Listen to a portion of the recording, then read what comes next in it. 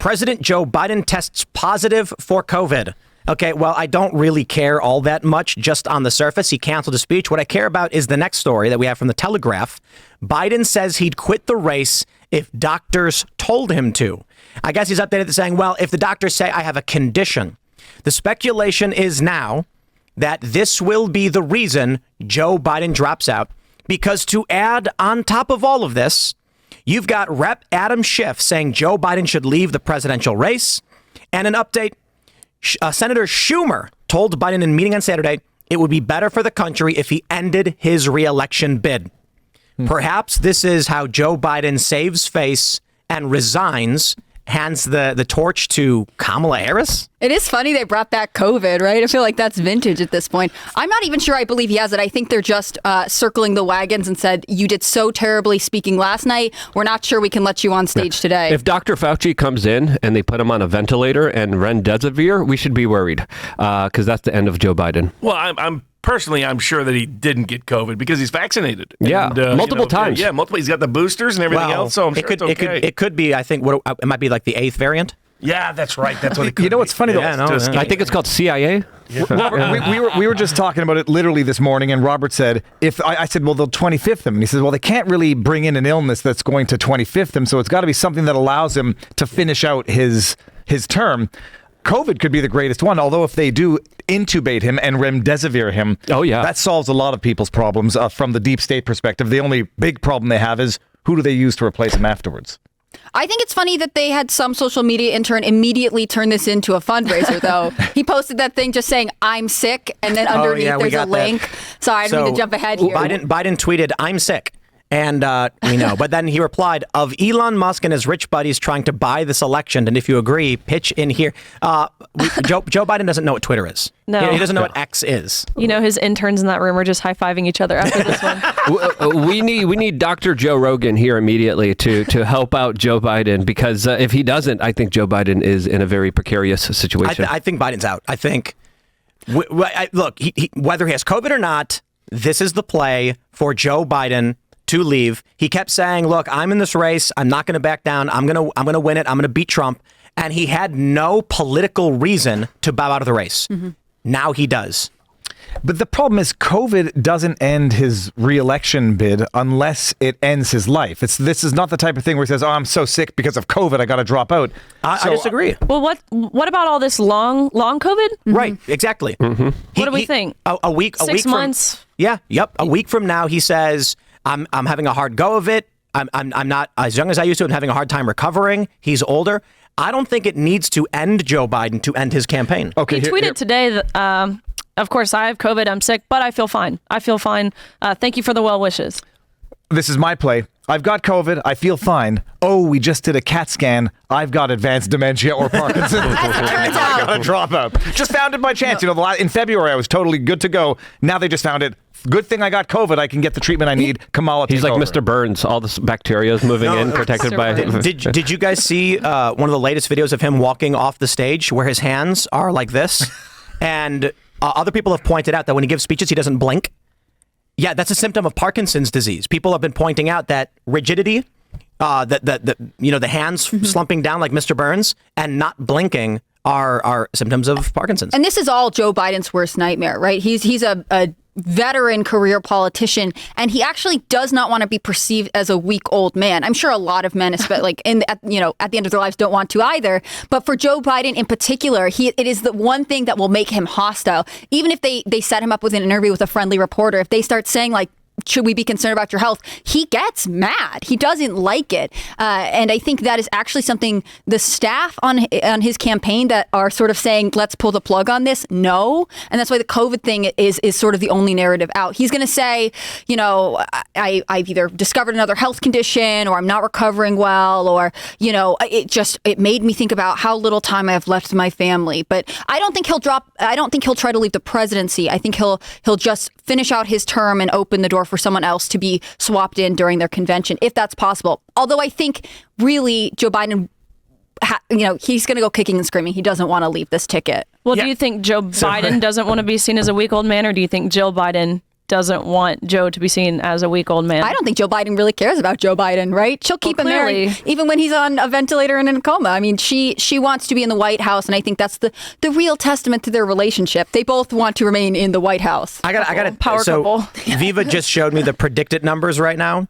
Kamala Harris is currently in first place to be the Democratic nominee. Unbelievable. But this is not the first time this happened. This was a week or two ago that Joe Biden dropped below Kamala Harris. It inverted. Talk about a wild swing for the people who are betting on Joe or Kamala on Predict It. Because you're like making $10,000 and losing $10,000 every other day. It depends when you sell. I bought no for Joe Biden when he went back up to like 60 some odd cents, or it was like high 50s, because like he's going to go back down. I might have sold a little bit too early because now he went even lower than when I sold it. He'll bounce back. If he gets over the cold, he'll bounce back. This is all, a reaction to the news. The issue, though, is it looks entirely reasonable that everyone's starting to expect and persuade people to imagine Kamala Harris as the actual presidential candidate. But my goodness, 34 cents. How do they circumvent Kamala Harris? That's what I'm curious about, because they're circulating the memorandum today in Washington, D.C. that she's a loser, that everybody that's connected to the administration is a loser. But how is the Democratic Party, the party that has men winning women's swimming competitions, how do they pass over the African-American woman presidential nominee? Michelle Obama? Yeah, but she hates people. She hates people. She hates politics. I mean, She doesn't want to do it. She worked very hard to be able to cash in. To go to Richard Branson, do the island, go the Oprah tour. Everybody praise her. I feel like the deep state. Let's be as factual as possible. The liberal economic order was established after World War II, and that's the official name for what we've seen with U.S. military bases all around the world, international relations, NATO, etc. Their intelligence and subterfuge apparatus has been breaking apart. Only as easily evidenced by the election of Donald Trump in 2016. He was not supposed to win, and that was the crack in their armor. Since then, it's only gotten worse, to the point where they had to throw Joe Biden because they don't have anything else to do. I genuinely believe we're looking at the grandchildren of the men of the liberal economic order who don't know how to maintain a machine that was built by their grandparents, and they are losing their grip on it, to the point where we had this botched assassination attempt that appears more and more to be, let's just call it, in some way within official capacity, which we'll get to in a second. But where we're at now with this election is, we keep talking about how they do this, what they could do. I don't think they have any plan whatsoever for any political action. None. They said, Biden, you got to drop out. And he's like, no. And they're like, hey, what do we do? And then now he's like, I got COVID. It's just pandemonium. But if you were in that deep state room, when Viva and I were talking earlier, my proposal would be pick somebody out of the blue, pick somebody that's a celebrity, pick somebody that could match up with Trump. I would try to recruit The Rock. Mark Hamill. But look. Mark Hamill, Robert, for president. See, I'm pretty sure that if two of the people at this desk, and maybe two of the people even watching this show, were in that deep state room, they would be giving them better strategy and advice on how to maintain their system than whatever it is they're doing. Yeah. They have no plan B. They had no plan B with Afghanistan, with Iraq, with Libya, with Syria, with Trump, with this. But I think their only hope is somebody better than who's on that list. Whitmer's not going to beat Trump. Harris is not going to beat Trump. Newsom's definitely not going to beat Trump. Michelle Obama's she's not even going to run, but she wouldn't beat Trump anyway.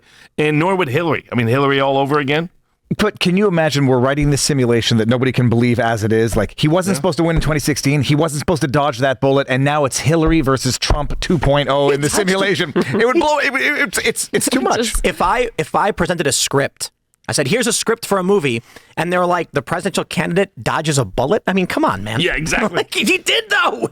Literally, I mean, within a second, you see all the different videos. He wasn't, which also makes you wonder about who pulled that trigger, right? Is it really the autist kid who couldn't get into his high school program's rifle team? That's the guy who did it, rather than somebody else who did it? Well, we've got a lot to break down on that, because there's like new details coming out. Oh, dude, the new details are crazy. So, just final thoughts, I suppose, on who do we think the actual Democratic nominee is going to be. I'll just say this. Everybody thinks they have to have a reason to bypass Kamala Harris. I really don't. I think Kamala, it's a rock and a hard place, and if the pressure cooker gets hot, she comes out and just says, I'm stepping aside. Have a nice day. Bye. And then woo, and she gets in her car, and then they roll a clip saying Kamala had to fly back to her home planet or something. I definitely wouldn't California. bet against. I wouldn't bet against Hillary Clinton on that list. But if you had it, but otherwise, I would. They need somebody else if they actually want a shot. Tim, my predictions have been pretty good recently when I was on the night before last, and I said they're going to snip that clip and say that Trump fell asleep. Nailed it. And I nailed it when I said Biden is going to blow the debate and it's going to be a public debacle. I called it a while back. It was never going to be Joe Biden as the presidential nominee. It's going to be Gavin Newsom, and that's why they were making Gavin Newsom even look like Joe Biden in those videos, having him dance around with she. So I would say if anyone's going to replace him, it's going to be Gavin Newsom. See, I think if Joe Biden has a pulse, he's going to refuse to leave. That's the reality. I think so too. I say Joe Biden stays. Thanks for watching this clip from Timcast IRL. Make sure to check out the live show Monday through Friday at 8 p.m. on this channel. Subscribe, and we'll see you all there.